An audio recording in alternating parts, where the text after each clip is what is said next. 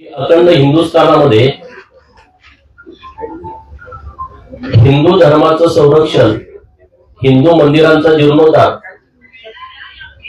आणि त्या काळामध्ये अत्यंत प्रगल्भ असा राज्यकारभार ज्या महाराणींनी केल्या त्या पुण्यश्लोक अहिल्यादेवी होळकर यांच्या जयंतीचं हे त्रिशताब्दी वर्ष आहे। 31 मे 1725 ला पुण्यश्लोक अहिल्यादेवींचा जन्म महाराष्ट्रामध्ये अहिल्यानगर जिल्ह्यामध्ये चौंडी येथे झाला। अहिल्यादेवींचं काम हे जगभर प्रसिद्ध आहे। जगामध्ये महिला राज्यकर्त्या म्हणून अशा तोडीचं व्यक्तिमत्व इतिहासामध्ये नाही।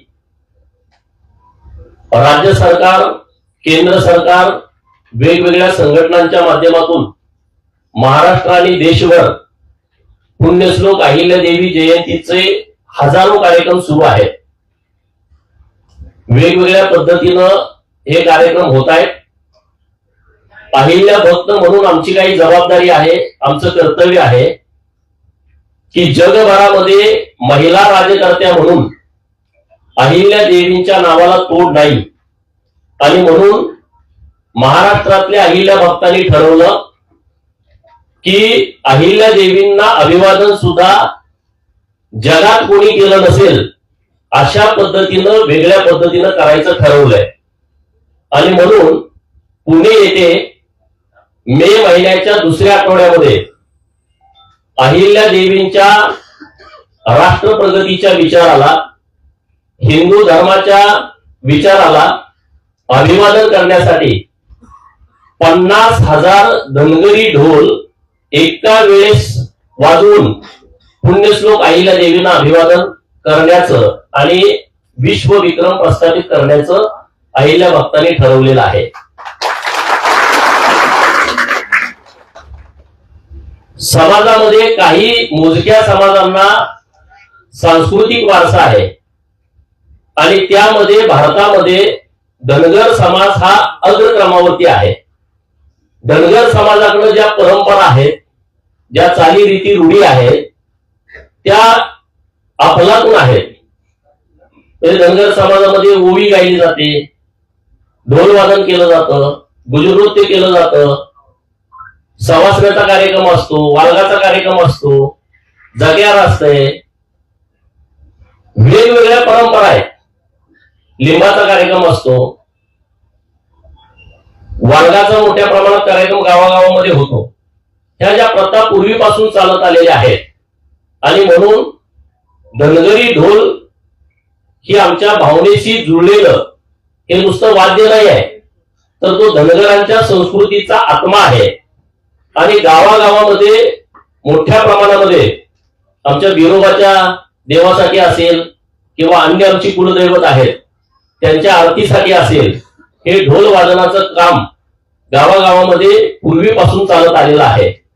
आता समाजामध्ये शिक्षणाचं प्रमाण वाढलंय, लोक शिकल्यानंतर त्यांना वाटतं की अरे बाबा ढोल कसा वाजवायचा, आपण एकत्र कसं यायचं, त्याची काही लोकांना नको वाटतंय।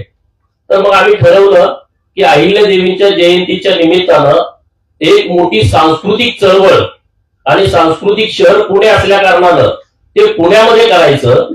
तर एक जगामध्ये असा कुठं वर्ल्ड रेकॉर्ड झालेला नाही। मी माहिती घेतली की पंजाबमध्ये एका वेळेस 10,000 ढोल वादक एकत्र येऊन त्यांनी एक रेकॉर्ड प्रस्थापित केलं होतं। मागे श्री श्री रविशंकर गुरुजींनी कोल्हापूरमध्ये अभंगनाथ नावाचं गिनीज बुक मध्ये नोंद होणारं रेकॉर्ड केलं होतं। त्यामध्ये 1300च्या वर काहीतरी ढोल वाजवले होते। जपान असेल, नायजेरिया असेल, बाहेरचे काही देश आहेत तिथं असे वेगवेगळे वाद्य प्रकार 10,000च्या वरती कधी गेलेले नाहीत। आणि म्हणून विश्व विक्रम करणं हा नुसता आमचा भाग नाही आहे, तर सांस्कृतिक वारशाचं पुनर्जीवन करणं हा एक आमचा महत्वाचा या प्रक्रियेतला सगळ्यात मोठा भाग आहे। हा ढोल वादन म्हणजे शक्तीचा साध, भक्तीचा नाद आणि जनतेचा आवाज आहे।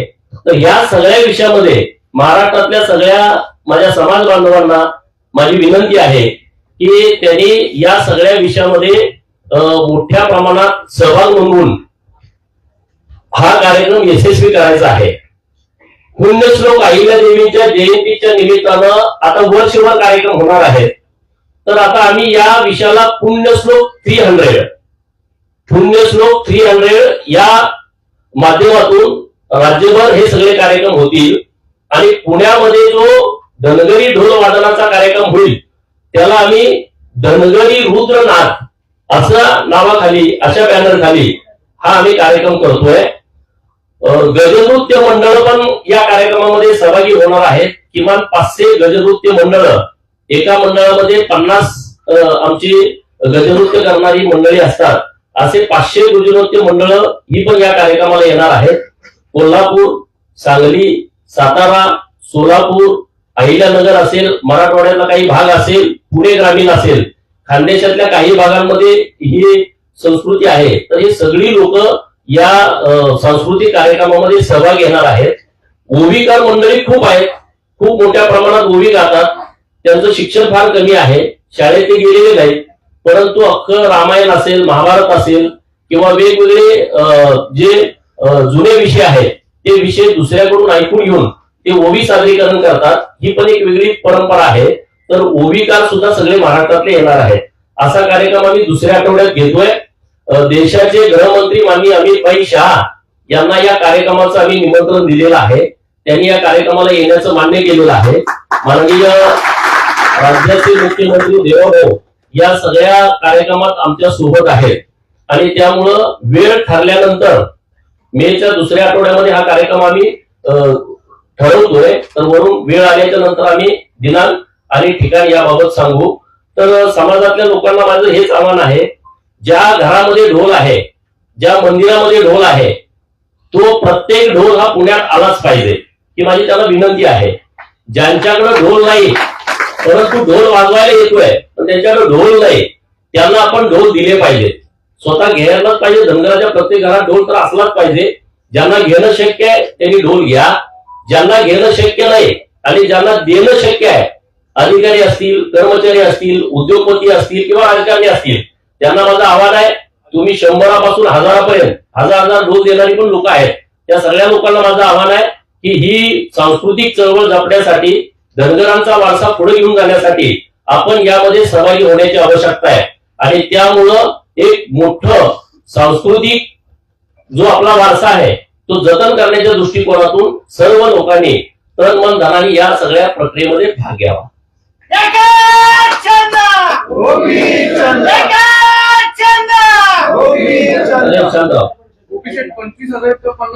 पन्नास आकडा वाढव ते देतो, ते दुरुस्त करून देतो.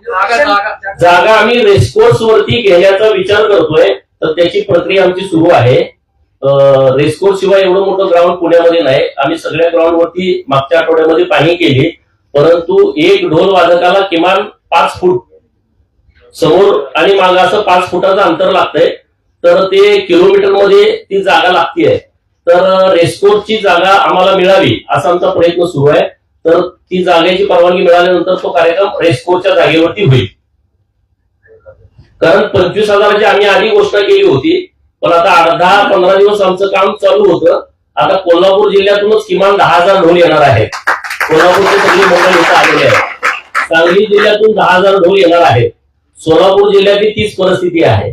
आणि मग म्हटलं, आणि जे कर्नाटक आहे, आंध्र आहे, की जिथं धनगर समाजाची खूप मोठी संस्कृती आहे आणि त्यांना हा विषय कळाला आहे, तर त्या लोकांचं म्हणणं आम्ही या कार्यक्रमात सहभागी होणार आहे. त्यामुळे आता तो आकडा 50,000 वरती गेलेला आहे. आता ते लोकांना पटत नाही कसं काय होणार आहे, पण ते शक्य आहे. आणि असा कार्यक्रम कुठंच होऊ शकत नाही. तो फक्त धनगरच करू शकतात. हे वर्ल्ड रेकॉर्ड धनगरच करतो. आणि पुण्याकडून मोडायचं असेल तर ते धनगरच मोडू शकतोय. एवढा मोठा सांस्कृतिक वारसा कुठल्या समाजाला नाही. आणि त्यामुळे त्याचं जतन करणं ही आमची जबाबदारी आहे. म्हणून हा एक वेगळा कार्यक्रम आम्ही अहिल्यादेवीच्या जयंतीच्या निमित्तानं पुण्यात करतोय.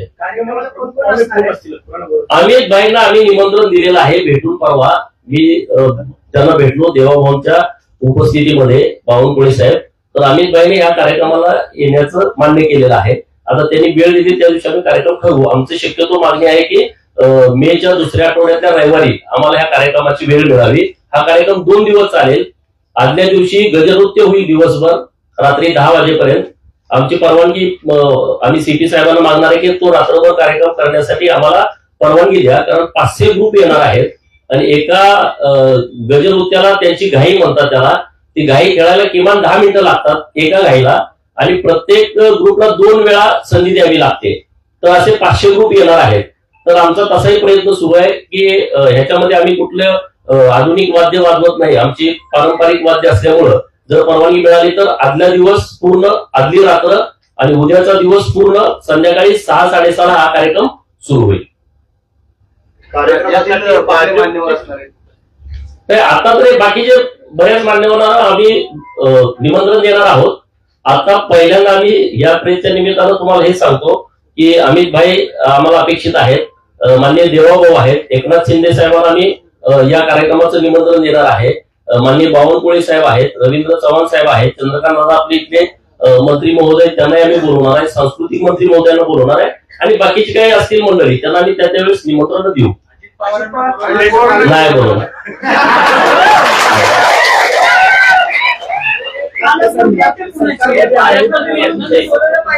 हा सरकारचा कार्यक्रम नाही, हा धनगरांचा कार्यक्रम आहे. धनगरांनी ठरवलेला कार्यक्रम आहे. सरकारचं कुठलंही मदत घेऊन हा आम्ही कार्यक्रम करत नाही. हा पूर्ण धनगर समाजाचा कार्यक्रम. अरे तो बघा एक रचनात्मक आम्ही कार्यक्रम करायला लागलोय. हा पार्ट किरकोळ आहे, तो विषय तुम्ही प्लीज विचारू नका. हा काय राजकीय आपला विषय नाही. बाकीची प्रेस वेगळी. आम्ही कधीतरी पहिल्यांदाच रचनात्मक काम करायला लागलोय.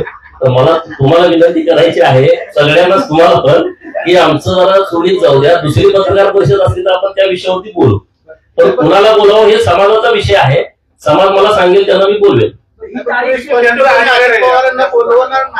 सांगितलं ना ते काय, जे नाही ते नाही सांगितलं.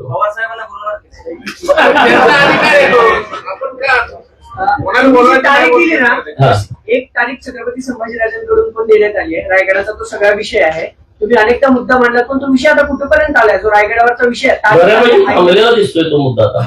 नाही, त्यांनी अल्टिमेटम दिलं. अहिल्यादेवींच्या जयंती दिवशीचा जो अल्टिमेटम आहे, तुमचं काही बोलणं झालंय का त्यांच्या? मी कशाला बोलणं करू त्यांच्याशी? हे बघा, तो जो विषय आहे बऱ्यापैकी आता शांत आहे आणि सरकारच्या वतीनं स्पष्टपणे सांगितलेलं आहे की याच्यावरती विचारपूर्वक आपण बसून सगळे निर्णय घेऊ. आक्रमक भूमिका कुणी घेण्याची आवश्यकता नाही असं सरकारच्या वतीनं क्लिअर केलेलं आहे त्या विषयामध्ये.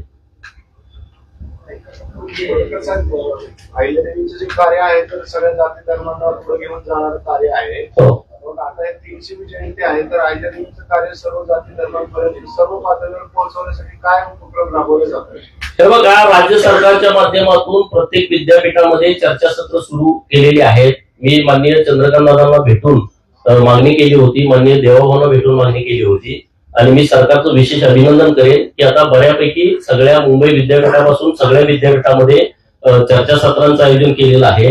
राष्ट्रीय चर्चासत्रांचं सुद्धा आयोजन मोठ्या प्रमाणामध्ये सुरू आहे.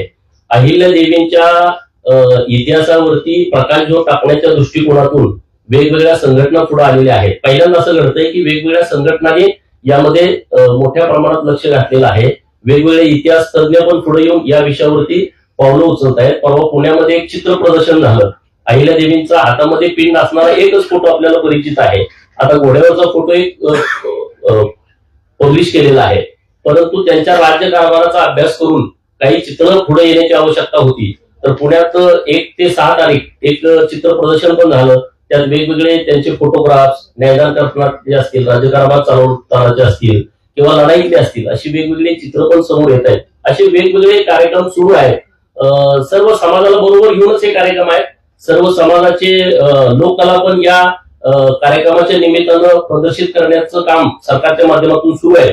अनेक सरकारी कार्यक्रम वेगवेगळ्या तालुक्यात, जिल्ह्यामध्ये मोठ्या प्रमाणात सुरू आहे. किशनजी, अनेक विषय तुमच्या जिव्हाळ्याचे आहेत, अनेक विषय तुम्ही पुण्यातून हाताळले आहेत. त्यापैकी एक विषय म्हणजे एमपीएससीचा विषय. विद्यार्थ्यांच्या आंदोलनाच्या वेळी ज्यावेळेस यश मिळालं ना, अल्ट्राटॉपिक सोबत विद्यार्थ्यांनी तुम्हाला खांद्यावर उचलून अहिल्यादेवीच्या क्लासमध्ये आणलं होतं. आज पुन्हा ते पोर रस्त्यावर पोलिसांनी अडवणूक केली आहे. तुम्ही तो मुद्दा सोडून दिलाय का एमपीएससीच्या विद्यार्थ्यांना? नाही, असं काही नाही. एमपीएससीचा मुद्दा मी सोडून दिला नाही, पण एमपीएससी मध्ये आता अनेक पुढारी तयार झालेले आहेत. माझा स्वभाव असा आहे की नवीन कोण झालं तर त्यांना संधी द्यायची. पण जी लोक माझ्याकडे येतात, जे विद्यार्थी माझ्याकडे प्रश्न पाठवतात, त्याचा मी पाठपुरावा मुख्यमंत्री महोदयांच्याकडे करतो. आज काय निमित्तानं ते विद्यार्थी बसलेले आहेत, तो विषय त्यांनी माझ्याकडे दिला तर मी सरकारशी बोलून घेईन. मुद्दा सोडायचा काय माझा विषय नाही. तुमचं लक्ष कमी झालं का? असं काही नाही. प्रत्येक जेव्हा विद्यार्थी माझ्याकडे आलेले आहेत किंवा विद्यार्थ्यांनी माझ्याकडे प्रश्न पाठवला की असे असे आमच्या अडचण आहे, आता मध्ये डिपार्टमेंटल PSI चा विषय होता, तर मी स्वतः फॉलोअप घेऊन त्याची एक्झाम पर्यंत आला. आता रिझल्टच फक्त बाकी आहे. जवळपास 70,000 मुलांचा तो विषय होता. नवीन जो विषय माझ्याकडे येतो त्या विषयामध्ये मी पाठपुरावा करत राहतो, पण मी विषय शोधत फिरत बसत नाही. चलो.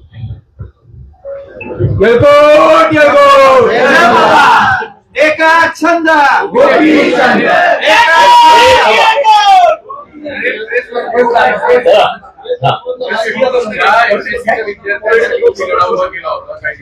आता पुणे पोलिसांनी एक नवीन आदेश दिलाय की पुण्यातले असे अनेक क्लासेस आहेत की जे खंडणीखोर आहेत आणि अशा क्लासेसवर सुद्धा कारवाई व्हावी. तुमच्या निदर्शनास असे काही क्लासेस तुमच्या जेव्हा लढा झाला होता तेव्हा काही निदर्शनास आलो? नाही, क्लासेसच्या बाबतीमध्ये सरकारनं ठोस भूमिका घेण्याची आवश्यकता आहे. माननीय मुख्यमंत्री महोदयांच्याकडे आम्ही हा विषय कळवलेला आहे. काही विद्यार्थी प्रतिनिधी सुद्धा आहेत, ते क्लासेसवाल्यांचे जवळचे खास मित्र आहेत आणि ते काही आंदोलन सुद्धा क्लासेसवाल्यांच्या सांगण्यावरून पण ते आमच्याकडे पाठपुरावा करत असतात की असं केलं पाहिजे, तसं केलं पाहिजे. तर त्या बाबतीमध्ये सरकारकडे आमची मागणी अशी राहील, बार्टी, सारथी, TRTI आणि महाज्योती या माध्यमातून जे क्लासेस निवडलेले आहेत त्याऐवजी त्या विद्यार्थ्यांच्या डायरेक्ट खात्यावरती त्यांना क्लास लावण्याची कुठेही मुभा देऊन त्यांच्या खात्यावरती जर त्यांना मदत दिली तर ते अति उत्तम होईल, अशी मागणी आम्ही सरकारकडे करतो. टेंडर आहे जवळपास वर्षभरात, मला वाटतं विधानसभेत प्रश्नही मांडला होता, त्याचं पुढे काहीच झालं नाही. चौकशी खूप मोठा घोटाळा आहे. त्याला काय विषय असेल, कागदपत्रे पुरावे तुम्ही जर दिले तर नक्की आम्ही माननीय मुख्यमंत्री महोदयांच्या कानावरती ही गोष्ट घालू. पुरावा जर असेल तर तुम्ही माझ्याकडे द्या किंवा आमचे जे विद्यार्थी मित्र आहेत त्यांनाही माझी विनंती आहे की त्यांनी पुरावा तो माझ्याकडे द्यावा. राज्यात कायदा सुव्यवस्थेचे अक्षरशः 13 झाले. कालगडमध्ये परत एक मर्डर पडलाय, कोकणामध्ये झालाय, गृहमंत्र्यांचं अपयश असल्याची टीका होते. तर बघा, विरोधक हे टीका करत राहतात, परंतु माननीय गृहमंत्री देवाभाऊ झाल्याच्या नंतर व्यवस्थितपणे कायद्याच्या बाबतीमध्ये अत्यंत संवेदनशीलपणे ते नेहमी हाताळत आहेत आणि जिथं कुठं काही अशा घटना घडतायत तिथं तात्काळ पोलीस कारवाई करतायत. अशी एखादी घटना असेल की जिथं अन्याय झालाय तर नक्की तुम्ही आम्हाला सांगा. नाही, बरोबर, ज्यांनी कुणी केलं असेल तर त्याच्यावरती नक्की कारवाई होईल. त्यामध्ये काय दुजाभाव व्हायची काहीच आवश्यकता नाही. महात्मा फुलेंच्या चित्रपटाला विरोध होतोय, आपली काय भूमिका? कोणाचा विरोध होतोय? महात्मा फुले चित्रपट जो रिलीज होणार होता ना, ब्राह्मण संघटनांनी आक्षेप असा घेतला होता की त्यात जे दृश्य दाखवले ते ब्राह्मणांच्या विरोधी आहे.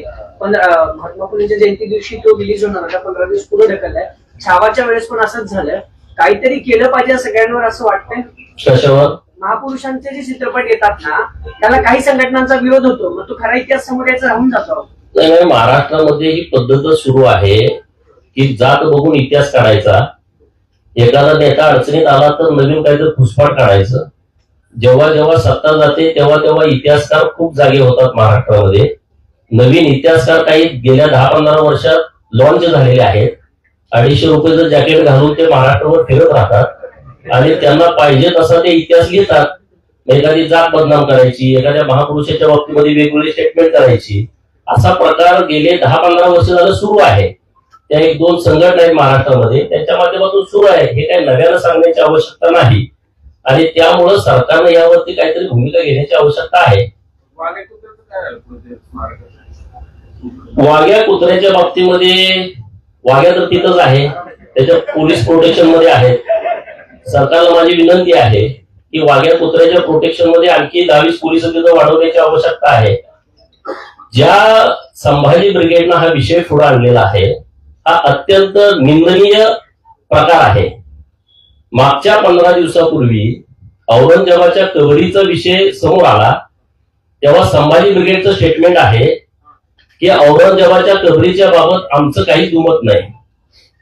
म्हणजे हा नालायकपणा महाराष्ट्रामध्ये दुसरं कुणीच करू शकत नाही की ज्या संभाजी महाराजांच्या नावानं तुम्ही ब्रिगेड चालवता, ज्या संभाजी महाराजांना हाल हाल करून औरंगजेबाने त्यांचा खून केला, वध केला, त्या औरंगजेबाच्या कबरीवरती तुम्ही स्टेटमेंट करता जाहीरपणे की औरंगजेबाच्या कबरीबद्दल आपलं काहीच म्हणणं नाही, उगाच वादाचा विषय काढू नका.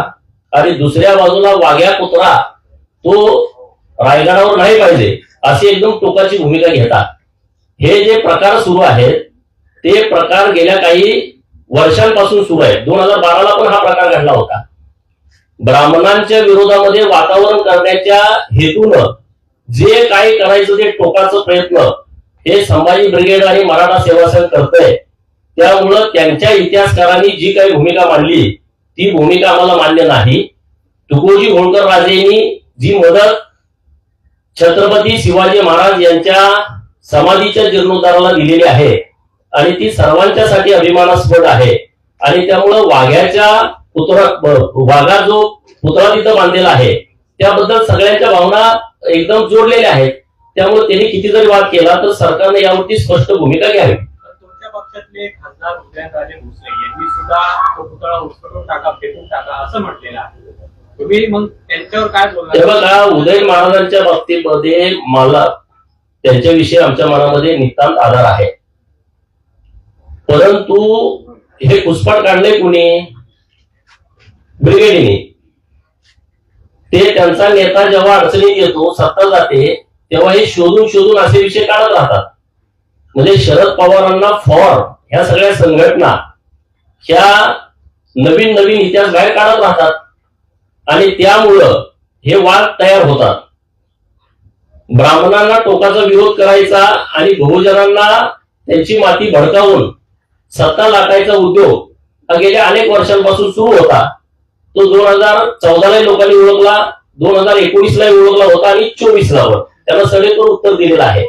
आता मला काय वाटतं या सगळ्या विषयावरती, हे जे सगळे इतिहासकार पवारांना फॉर जे राजकारण करण्यासाठी इतिहास नवीन नवीन घेत आहेत आणि त्यातून रोज वाद तयार होत आहेत, तर माझी विनंती असे शरद पवारांना, त्यांच्याकडे आता फावला वेळ आहे, त्यांचा पक्ष आता सगळा अजित पवारांकडे त्यांनी दिलेला आहे. तर या फावल्या वेळामध्ये त्यांनी स्वतः 2 वर्ष बसून त्यांना पाहिजे तसा इतिहास स्वतः लिहावा, नवीन इतिहासकारांच्याकडे न देता. आणि एखाद्या जातीला कसं टार्गेट करायचं, कुठली जात मातीत घालायची, कुठल्या महापुरुषाला खाली दाबायचं, कुठल्या महापुरुषाला वर काढायचं, कुठल्याला खाली दाबल्यानंतर मताचं राजकारण होईल, कुठल्या जातीला जास्त शिव्या दिल्याच्या नंतर मतं जास्त आपल्या बाजून येतील, पुढच्या 2-4 पिढ्या मातीत कशा जातील, अशा पद्धतीचा इतिहास त्यांनी एकदाच लिहावा. म्हणजे परत परत नव्याने इतिहास लिहिण्याची काही आवश्यकता आहे असं मला अजिबात वाटत नाही. उदयनराजेंची भूमिका मग शरद पवारांना फॉर आहे? हे बघा, त्यांची भूमिका कुणाला फॉर आहे असं मी म्हणत नाही, परंतु वाघ्याच्या बाबतीमध्ये जी काही घटना सांगितली जाते की छत्रपती शिवाजी महाराजांच्या जीर्णोद्धार समिती जी महाराष्ट्रभर सगळ्या राजांना भेटत होती, सगळ्या त्या कालच्या घराण्यांना भेटत होती, तेव्हा कुणी मदत केली नाही. आणि मग जेव्हा ही लोक इंदोरला गेली तेव्हा त्या गाडीवरती तुकोजी राजे होळकर होते आणि तेव्हा तिथं गेल्याच्या नंतर त्यांचा कुत्रा वारला होता. आपण बघा, मी आहे किंवा इथं सगळी बसलेली लोक, कुत्रा म्हणजे आम्ही खंडोबाचा अवतार समजतो. घरात आपल्या कुत्र्याला लात लागली तर आईमध्ये त्या पाया पड. आपल्या प्रत्येकाच्या घरात कुत्र्याला लात जरी लागली तरी आपण पाया पडतो. खंडोबाचा अवतार आपण समजतो, तो आमच्याशी इनामदार राहतो. आणि म्हणून तुकोजी राजेंचा कुत्रा वारल्यानंतर त्यांनी सुतक पाळलं होतं. आणि तेव्हा ही कमिटी जेव्हा गेली तेव्हा निरोप दिला की बाबा अशी एक समिती महाराष्ट्रातून आलेली आहे आणि ती छत्रपती शिवाजी महाराजांच्या जीर्णोद्धार समिती आहे समाधीची. ते म्हणजे असं असं सुतक आहे, 2-4 दिवसानंतर आपण त्याला भेटू. 2-4 दिवसानंतर भेटल्यानंतर त्यांनी त्याची दिलगिरी व्यक्त केली की बाबा असं असं घरात आमच्या सुतक होतं, कुत्रा आमचा वारला होता. तेव्हा इथून गेलेल्या लोकांनी त्यांना वाघ्या नावाचा कुत्रा हा छत्रपती शिवाजी महाराजांचा लाडका होता आणि त्यांनी चित्तेत उडी मारली अशी त्यांना कहाणी सांगितली. आणि मग तुकोजी महाराजांनी समाधीच्या जीर्णोद्धारासाठी पैसे दिले आणि त्याच्यासोबत त्यांनी सांगितलं की तुम्ही वाघ्याची पण तिथं एक स्मृती म्हणून तिथं त्यांचाही पुतळा बसवा. आता हा भावनिक विषय आहे. तर तुकोजी महाराजांनी त्याच्या अगोदर या होळकर घराण्याने केळुसकर गुरुजींनी जो इतिहास शिवचरित्र लिहिलं आणि ते त्यांनी अनेक भाषात रूपांतरित केलं आणि जगभरात पाठवायचं होतं त्यांना, तेव्हाही त्यांनी इथल्या लोकांना पैसे मागितले होते. मदत कुणी केली नव्हती. त्यांच्यावरती कर्ज झालं होतं, दागिने त्यांनी मोडले होते, घर घाण ठेवलं होतं. तेव्हा पण होळकरांनीच त्या सर्व प्रतीचा खर्च स्वतः दिला होता. त्यांच्यासोबत सेवक पाठवून इकडं पैसे पोच केले होते. शिवाजी महाराजांच्या इतिहासामध्ये होळकर घराण्यांचं फार मोठं योगदान आहे आणि त्यांनी वेळोवेळी कृतीतून सिद्ध करून दाखवलेलं आहे. आणि त्यामुळे नव्यानं वाद काढणं हे मला काय अजिबात उचित आहे असं वाटत नाही. आणि धनगर समाजाच्या भावना तिथं जोडल्यामुळं त्या भावना अत्यंत तीव्र आहेत. ते काय कोणी मागं घेण्याचा विषय नाही. आम्ही सरकारकडे हीच विनंती करतो की याबाबत वाघ्याच्या पुतळ्याला आपण संरक्षण द्यावं आणि हे कोण इतिहास संशोधक पुढे येत आहेत त्यांच्यावरती आमचा विश्वास नाही. तर संजय सोनवणेंची एक सदस्यीय समिती त्यांनी गठीत करावी की त्यांच्याकडे जे पुरावे आहेत ते पुरावे त्यांनी तपासावेत सरकारनं. छत्रपती घराण्याचे वारसदार सातत्याने बहुजन जे महापुरुष आहेत म्हणजे परवा पुणेचा विषय काढला उदयनराजेंनी, नंतर वाघेपुत्र असे ठरवून टार्गेट केलं जाते. बघा हे महाराष्ट्रामध्ये जो विषय आहे छत्रपती घराणे म्हणून मी बोलत नाही, परंतु या संघटनाचं मी कशासाठी बोलतोय संघटनाचं. आता तुम्ही सांगा बहिर्जी नायकांचा एवढा मोठा इतिहास आहे, हे संभाजी ब्रिगेड कधी बोललं? इतिहासकारांनी एवढा इतिहास लिहिला छत्रपती शिवाजी महाराजांचा तोडमोड करून. त्यांनी बहिर्जी नायकांच्या वरती एक पान लिहिलं, शिवकाशीदारांच्या वरती एक पान लिहिलं, जीवा मालेच्या वरती एक पान लिहिलं. अरे बाजी प्रभू देशपांडेचा इतिहास पण चुकीचा आहे असं ते सांगायला कमी करत नाही. अरे जो बाजी प्रभू देशपांडे स्वतःच्या पावनखिंडीत लढतोय, माझा राजा गडावरती पोहोचल्याशिवाय मी खिंड सोडणार नाही, माझा राजा गडावरती पोहोचला तोफेचा आवाज जोपर्यंत कानावरती येत नाही तोपर्यंत माझा प्राण सोडणार नाही. तुम्ही मतासाठी त्या ब्राह्मण समाजाला बदनाम करण्यासाठी तुम्ही कुठल्या लेवलला चाललाय? हे महाराष्ट्रातला बहुजन समाज खपवून घेणार नाही. बहुजन समाजाच्या पूर्ण हे सगळं लक्षात आलेलं आहे. अरे मग आता तुम्ही ह्या ब्रिगेडांना माझा सवाल आहे, तुमच्या आई वडिलाचं लग्न ब्राह्मणाने लावलं मग त्याने काय बायको सोडायची? तुमचं लग्न ब्राह्मणाने लावलं तू काय बायको सोडणार? तुमच्या घराची वास्तुशांतीचा पायाभरणी ब्राह्मणाने केला, घर पाडणार का? काय काय करणार तुम्ही? एखादा प्रवृत्ती सगळ्या समाजात असते. मराठा समाजामध्ये छत्रपती शिवाजी महाराजांच्या विरोधात किती लोक होती? ती काही प्रवृत्ती होती ना. दुसरा मराठा समाज सुद्धा ताकदीनं शिवाजी महाराजांच्या विरोधात लढत होता ना. म्हणून काय एखादी अख्खी जात बदनाम असते काय?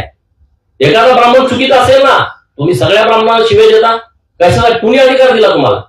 आणि हे आता नुसतं ब्राह्मण आणि ब्राह्मणेतर करून राजकारणाची पोळी बांधण्याचा जो धंदा आहे तो धंदा महाराष्ट्रातल्या बहुजनांच्या पोरांनी ओळखलेला आहे आणि इथून पुढे सुद्धा पोरांनी सावध राहण्याची आवश्यकता आहे.